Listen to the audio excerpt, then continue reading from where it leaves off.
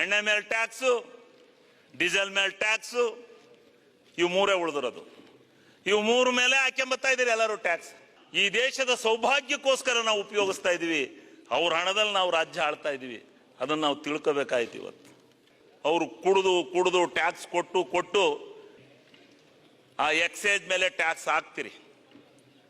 ಆ ಗ್ರಾಮೀಣ ಜನರ ಬದುಕು ಅವರು ಕುಡಿದು ಟ್ಯಾಕ್ಸ್ ಕೊಟ್ಟು ನಾನು ಈ ಸದನಕ್ಕೆ ಮೊದಲು ಪ್ರವೇಶ ಮಾಡಿದಾಗ 5,000 ಕೋಟಿ ಎಕ್ಸೈಜ್ನ ಇನ್ಕಮ್ ಇತ್ತು. ಇವತ್ತು 22,000 ಕೋಟಿಗೆ ಹೋಗಿದೆ. 22,000 ಕೋಟಿಗೆ ಹೋಗಿದೆ.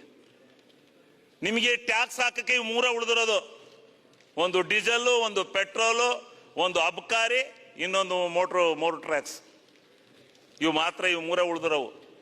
ಇವ್ರ ಮೇಲೆ ಅದೇ ಎಣ್ಣೆ ಮೇಲೆ ಟ್ಯಾಕ್ಸು, ಡೀಸೆಲ್ ಮೇಲೆ ಟ್ಯಾಕ್ಸು, ಇವು ಮೂರೇ ಉಳಿದಿರೋದು. ಇವು ಮೂರು ಮೇಲೆ ಹಾಕೊಂಬತ್ತಾ ಇದ್ದೀರಿ ಎಲ್ಲರೂ ಟ್ಯಾಕ್ಸ್. ಈ ಟ್ಯಾಕ್ಸ್ ಹಾಕಿರೋದ್ರಿಂದ ಅಬ್ಕಾರಿದಂತೂ ಗ್ಯಾರಂಟಿ ಟ್ಯಾಕ್ಸ್.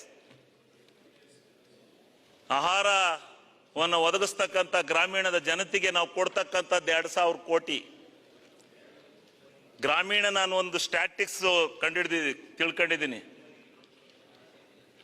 22,000 ಕೋಟಿನಲ್ಲಿ ಎಣ್ಣೆ ಕುಡಿಯೋದು ಬಾಬತ್ನಿಂದ ಬರೋ ಟ್ಯಾಕ್ಸು ಗ್ರಾಮೀಣ ಭಾಗದಿಂದ 17% ಬರುತ್ತೆ ಅಂತಕ್ಕಂಥ ಒಂದು ಸಮೀಕ್ಷೆ ನನಗೆ ಬಹಳ ಒಬ್ರು ತಜ್ಞರು ಹೇಳಿದ್ದಾರೆ. 17% ತಗೊಂಡು ನಾವು ಆಹಾರ ಅಕ್ಕಿ ಕೊಡ್ತೀವಿ ಅಂತೀವಲ್ಲ, ಅವ್ರಿಗೆ ಕೊಡೋದೇ 2,000 ಕೋಟಿ. ನಾವು ತಗೊಳೋದು ಎಷ್ಟು ಅವರಿಂದ?